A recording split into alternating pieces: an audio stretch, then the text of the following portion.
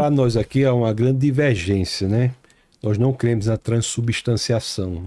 Mas é o que eu estou dizendo. Pelo simples fato de que aquilo continua sendo pão e continua sendo suco de uva, ou vinho. Seria apenas uma lembrança? Em memória dele, é uma maneira dele falar. E apenas em memória dele. Agora, se transforma, mas a gente não pode ver que transformou. Não é transforma. Não, se transforma a substância. Então, transforma se transubstancia. Mas não há como ver que se transubstanciou, aí fica difícil a pessoa dizer qualquer coisa, né? Porque você vai lá e vê que é pão. E vai lá e vê que é suco de uva. Agora é um ato de memória do que Jesus fez na cruz. Porque, João capítulo 6. Outra coisa, o que Jesus fez lá está definitivo, está consumado. Nós não precisamos matar Cristo toda a missa. Mas não mata Cristo toda a missa. Então, é o sacrifício que se faz presente, então, é o mesmo. Já está feito. É exato. Já está feito. O que a gente faz é uma memória do momento da cruz em que a linha da justiça cruzou a linha do amor. Foi ali na cruz que o corpo de Cristo e o sangue de Cristo foram dados por nós. 1 Coríntios capítulo 11. Foi ali, cada padre, vez que comerdes o pão e beberdes o cálice, depois eu passo para o senhor. Anunciareis a morte do padre, Senhor até que ele venha. O senhor quer falar? Deixa eu só terminar. Preste bem atenção. Qual é a questão aqui agora? Não, o que eu estou dizendo assim é que é pão e vinho em memória de Cristo, do que fez, remetendo ao sacrifício que foi feito na cruz, em que nossos pecados o preço pelos nossos pecados foram pagos. O nosso perdão, ele não é de graça. Ele é a boa notícia não é que ele é de graça, é que o preço foi pago. É algo caríssimo, o preço foi pago, e fazemos isso em memória. Agora é uma questão assim de, né? Uma questão que não demanda tanta coisa, porque a gente vê que não mudou, né? Então, traduzindo isso de uma linguagem bem simples. Então a gente vai na igreja comer pão e lembrar que Cristo morreu pelos pecados. E tomar um suco de uva. E tomar um suco de uva, que é pão, né? Para a igreja católica, não. Você não vai comer pão, você vai comer o corpo de Cristo. Mas é uma doutrina muito séria. É o ser do pão que se converte no ser do corpo de Cristo. Mantendo as aparências. Por isso que o milagre não é visível. Assim, e por isso que ele é um sacramento da fé. Quando o senhor fala assim, porque ele recebe a fé. Quando o senhor fala assim, parece que diminui a parte da memória. Entendeu? O senhor diz assim... Veja bem a maneira que o senhor fala. O senhor diz assim... Então a gente vai para a igreja como se fosse uma padaria. Isso, né, não me parece que é condizente com o nível que o senhor tem. Então, Pastor, quem não crê na transubstanciação não vai para a igreja para comer pão como se fosse uma padaria. Vai comer pão. Vai para um ato de rememoração do que aconteceu, de trazer a memória. Então, às vezes a gente coloca, eu só lhe peço que o senhor está colocando de uma maneira que eu tenho certeza que o senhor não ia querer que fosse do contrário. Ninguém vai. Deixa eu dizer uma coisa. A gente vai para um ato muito importante da ceia, a ceia do Senhor, para trazer à memória o ponto central da história. Foi ali onde o amor encontrou a justiça. Nós vamos para rememorar e não para repetir o que não pode ser repetido, que já aconteceu. Veja bem. Ninguém precisa matar Cristo todo domingo. Entendeu? Porque aquilo já foi cumprido, aquilo já foi estabelecido. Ninguém vai para a padaria, não. A gente vai para a casa do Senhor. Então, tá deixa eu deixar bastante claro. Deixa eu explicar. Porque é para deixar claro que não é padaria, que ninguém vai lá para comer pão. Até se fosse para comer pão, seria uma péssima escolha, porque o pedacinho do pão é bem pequenininho. Então, não é verdade? Mas só para explicar o que eu estou querendo dizer aqui. O senhor disse que eu estou diminuindo a noção de memória. Não, estou dizendo que a sua relação, comparar com padaria, eu não espero que deve ter sido alguma... O que o senhor disse é o seguinte, quando eu falo da transubstanciação, o conceito, fazer isso em memória, eu estou diminuindo essa memória, tirando a ênfase da memória. Não, estou fazendo isso não. O senhor falou? Não penso assim não. Que quem crê na transubstanciação está diminuindo a ênfase da memória, estou dizendo isso não. Eu estou dizendo que nós que não cremos na transubstanciação, pelo simples fato de que o que sobrou lá do pão, você pode fazer o exame que é pão, o que é vinho continua vinho. O que eu estou dizendo que isso aí é feito em memória. A grandiosidade não está na mudança da substância.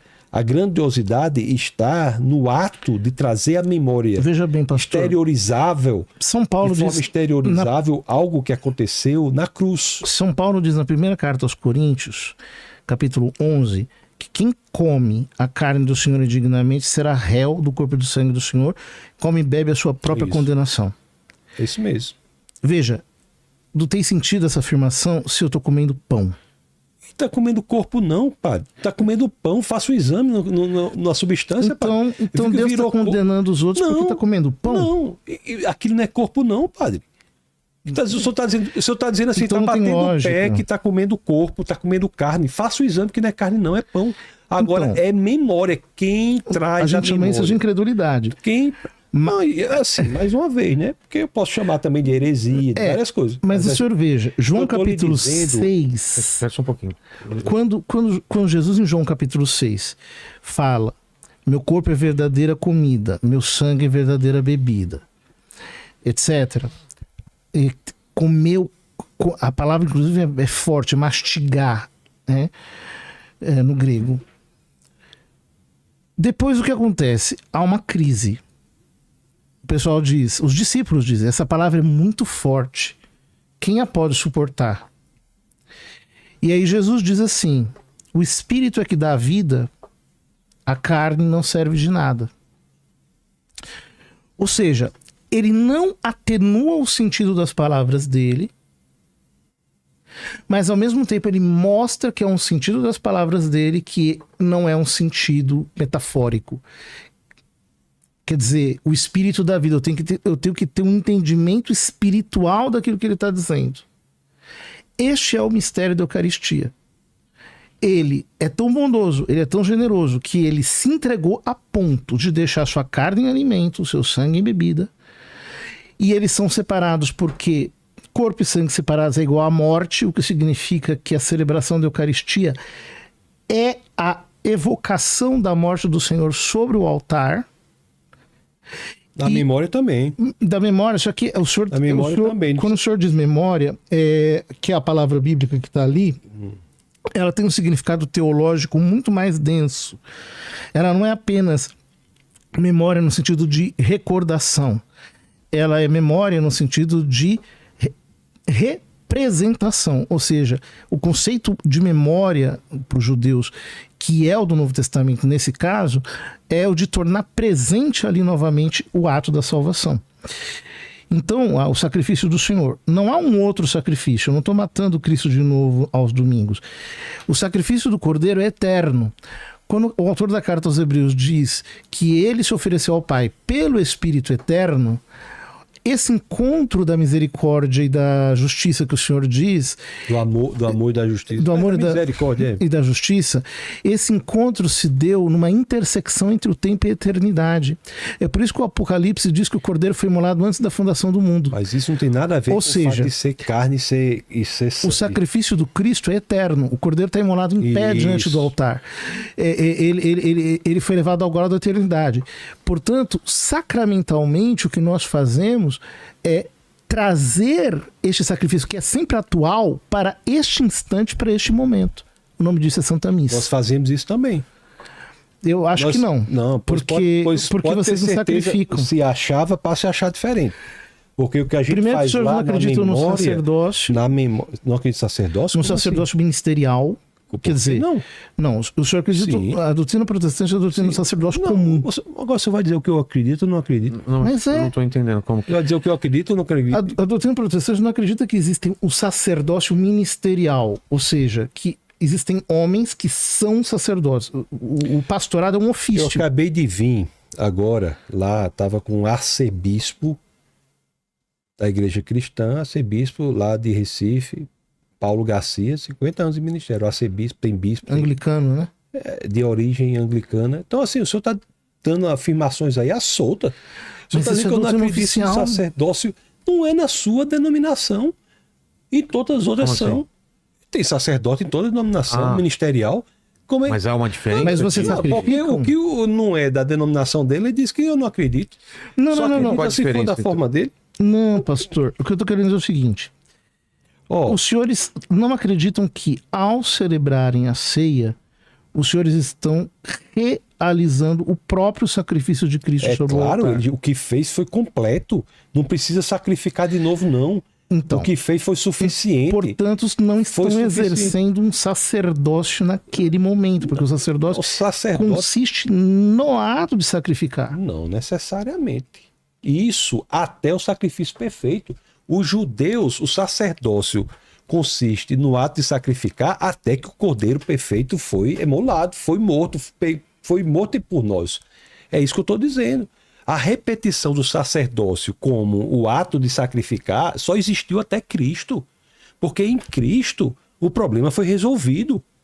Tudo que acontecia antes de Cristo era um trailer para o filme completo em Cristo Jesus. Ok. Então o sacerdote hoje vai memorar, trazer à memória o que foi o perfeito. Não é porque nós não cremos que está matando o Cristo de novo que não há sacerdote. Isso aí não existe isso. Quando Jesus antecipou sacramentalmente a sua morte na ceia, na Santa Ceia, ele disse aos apóstolos: fazei isto. Aquilo ali foi o corpo dele? Foi a carne, foi o sangue dele? Foi. Foi? Tem dizendo aí que foi o corpo? Ele disse: isto Sim. é o meu corpo. Sim, fazer isso em memória de mim. Isto é o cálice do Mas meu era o sangue. corpo dele, não foi o pão, não? Repartiu o pão, repartiu a carne. Tomai e comei. Isto Sim, mas é não di- o meu Mas corpo. não diz repartiu o pão?